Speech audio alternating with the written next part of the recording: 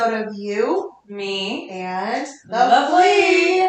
Today I kind of want to talk because seasons are changing clearly. If anyone lives in a city or on your own or whatever your vibe is, I know for me, I live in a smaller apartment, so I kind of have my summer clothes tucked away, my winter clothes out right now. It's that weird spot in the city where we're going from 40 degrees one day, 80 degrees the next. Well, that's Chicago. Hashtag Chicago, yeah. Hashtag the Midwest. Yeah, true. It's we finally hit a certain point where you're all right, we need new stuff. Oh, everything's gotta go. So then what? What happens to the hodgepodge? You and I can randomly have a chair or stool that we're we'll just put it on the marketplace, donate it, whatever. When you have these big homes with all this stuff, what do you do? What would Rachel do? Sell it at a flea market. Wow! That's what I would do. I mean, or an estate sale. There's places. For sure. I wouldn't be just tossing it to the curb. So we do get a lot of that at the flea. And today what we wanted to talk about was kind of how to go along through that process of whether you're decluttering, if it is an estate kind of style sale that needs to happen, or simply put, you just want to start your own business and how to go about it. Yeah, what are the steps that it takes to do that? Exactly. The first thing I would say in this regard, and again, this goes for anyone who wants to be a vendor, whether you're selling something new, old, whatever. Okay, so you're talking right now. Mm-hmm. I make jewelry.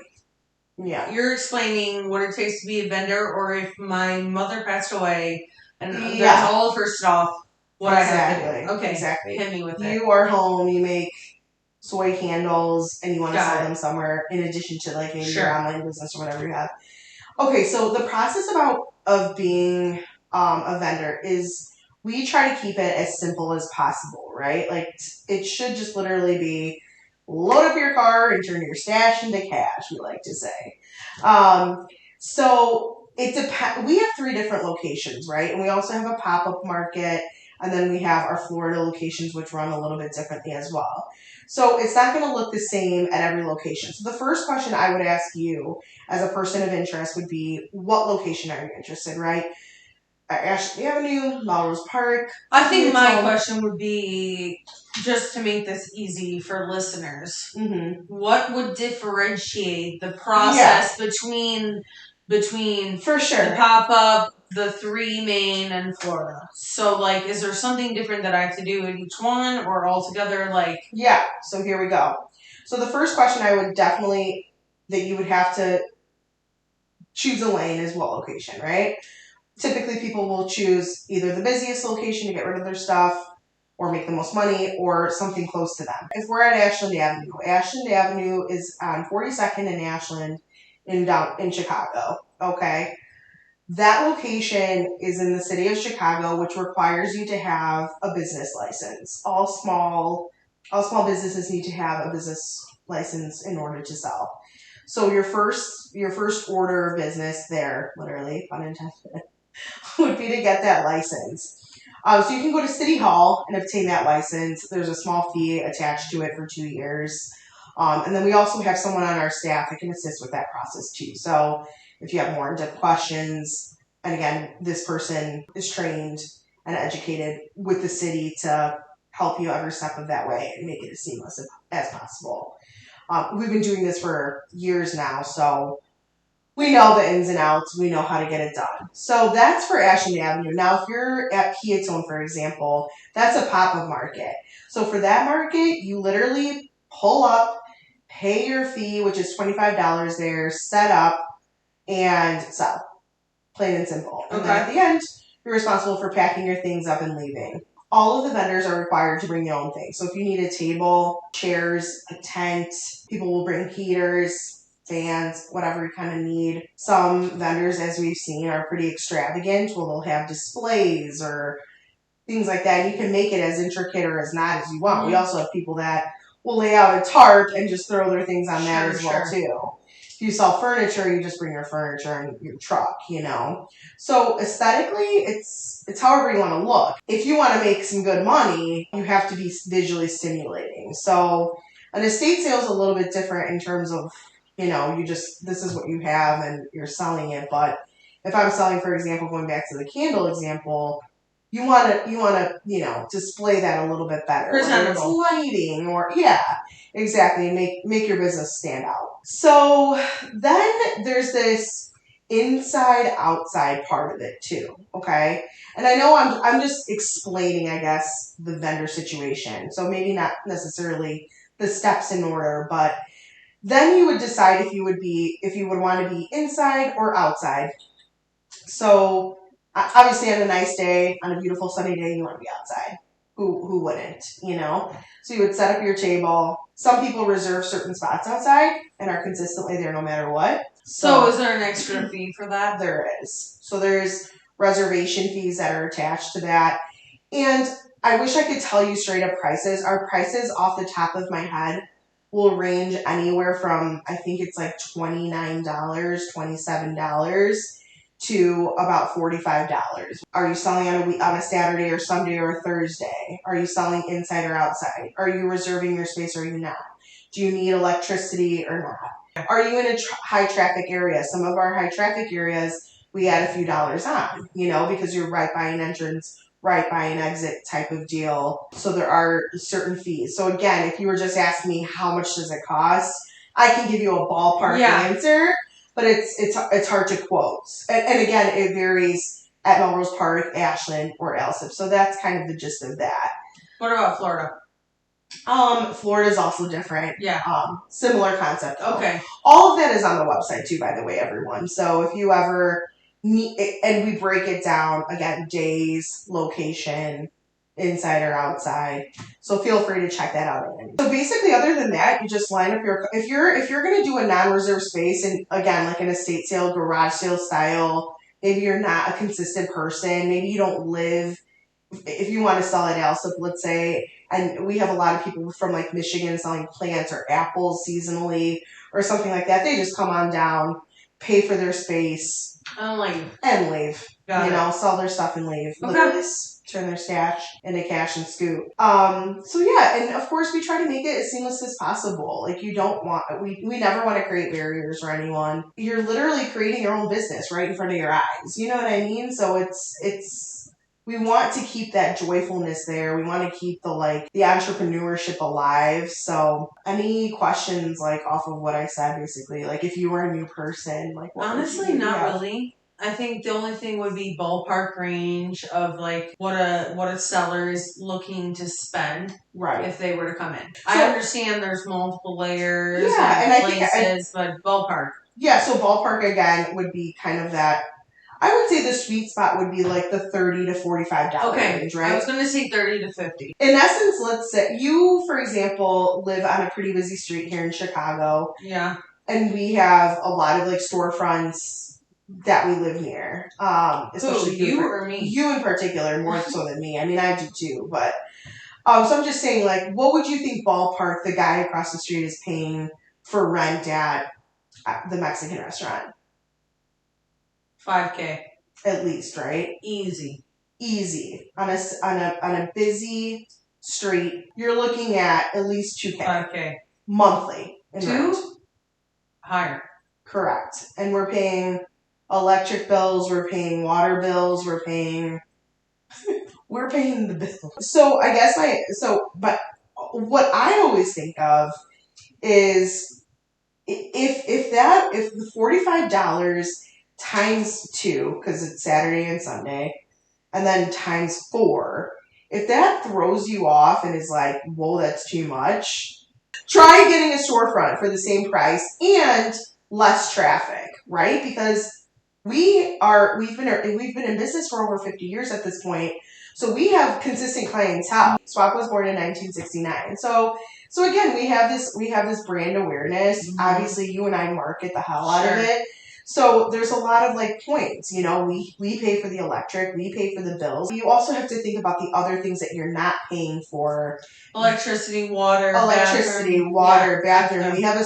We have staffs to support. Security. We have security. We have, again, like I said, marketers, in addition to what you do for your own business. And so there's a lot of moving parts to the flea.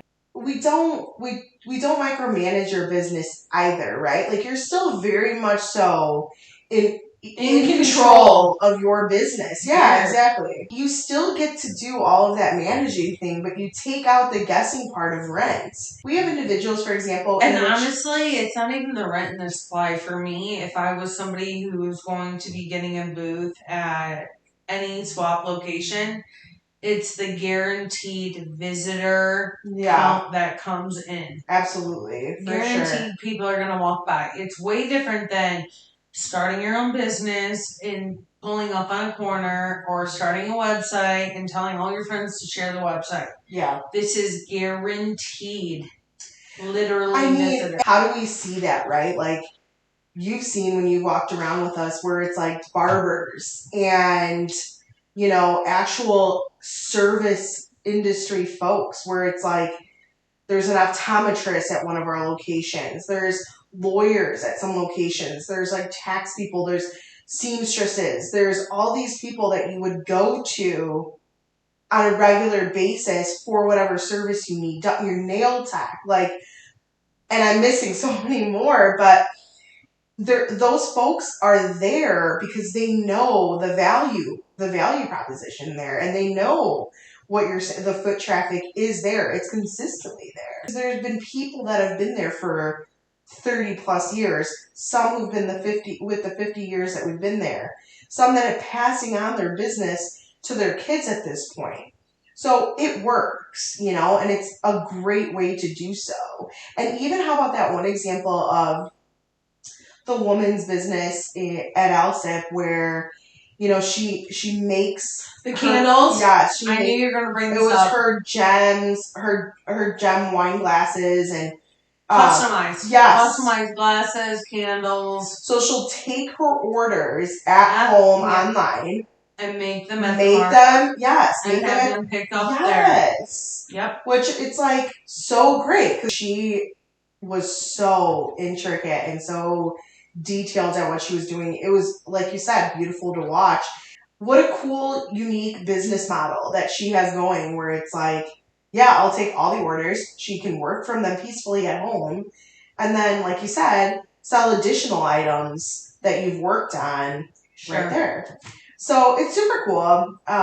There's a lot to be said, and I'm sure a lot of folks have different questions. I think a lot of the questions that vendors ask are always like, what do I need to bring? And like I said, you're responsible for your own tables, chairs, tents, setup. We don't provide any of that. Yeah, you have to have, you know, an email, phone number, an address, an ID of some sort to sign up. It varies from location what their guidelines are in terms of what you can or can't sell sometimes. Well, that's kind of the gist of how to be a vendor. I know we rattled off a lot of information, but I was just kind of talking about, you know, some of the Q&As that people have.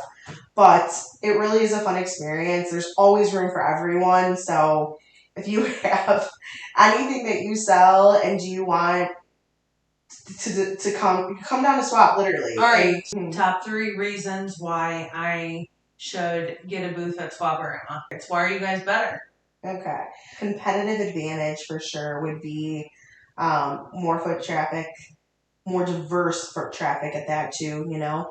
We provide a clean, safe environment. You know, I think, again, like you mentioned, we have security, we have cleaning staff always on whatever, we have management. Yes. Another one of my responses would also be the marketing component and the human interaction component, you know. You can definitely go to your local strip mall, sit next to a Dollar General, and sell your items. It's not going to be the same experience. You might see 100 customers from open to close. You probably will see 5,000 on a slow day at Swap, right? So why not? And then in addition to that, you have you and I plugging away on all social media channels. We're photographing stuff. We're working with people. I just don't think you can put a price tag on that, really, to be honest. It's the experience. It's a no-brainer, honestly. Like, honestly, if I was to start a business today, whether it be small or big, boutique or not, like bougie or not, I would 100% go into a flea market, like, no doubt. Because here's the other thing too, like, why? Why? Okay, here's another reason. I think the customers are ride or die. there are some consistent customers that quite literally, like I mentioned, are just loyal to you. You know, why would there be a barber there? Because people want to go there. You know what I mean? Like, and you're more apt to get that walk-in traffic than anywhere else. But more so, I know like certain vendors, for example, that people are consistently going to, and they're plugging them every time they go. So now more people know about your spot. And again, you're free to still do what you want. So you can promote as much or as little as you want. You can set up your spaces as extravagantly or as not as you like. Sure. So I just think it's cool. You know, for me, it would be a no-brainer. So again, if you have any more questions, I don't. shoot them in the comments. Yeah, guys, Email seriously. Swap, check out the email. I think it's time to, let's switch it over to some hot takes, which is going to be interesting. I can't wait to hear some of your thoughts here. Okay. Do you think it's wrong to sample grapes at a grocery store? Sample? Sample. Yes. Why? Too many people have their hands on them. But you're taking them home anyway, so you would never like pop a grape in really quick and like try it? No. I can't either. And some people seriously do all the time. I see people munching in the like produce section now. Munching? No, it's a no for me. It's a no for me too. Okay. A next hot take. Self-tanner never looks natural. You're never gonna believe me when I say this. I literally have never worn I have not worn self-tanner in the last 7 years. What? Nope. You should definitely try it. Okay, let's move on. A wimpy handshake instantly changes your opinion on a person. Agreed. Really? Yeah. Have you ever gotten one of these where they like shove their like middle, like a finger, like right, yes, like in your vein? There's a difference, I think, between like a wimpy handshake and like aggressive. The game, there's a game, and it's a block of wood and a slant, and it has a hole in it, and you throw something in it. Do you call that cornhole? Bags or bags? 100%. Cornhole literally sounds way more country. Best sandwich place. Honestly, Jimmy John's. Bread is the not Italian, good. the thick Italian. I'm gonna fall over in the street. In college, my friends, after a late night at the bar, there was like a 24-hour Jimmy John's, and we would go to it, and you could get just the bread for 99 cents, and we would literally just sit there and gnaw on like a French loaf. Okay, next one. Cookie dough is better than actual cookie. Yes. Really? Cookie dough ice cream is my favorite ice cream, cookie but I would wrap. I'm so happy that so many people have made cookie dough edible.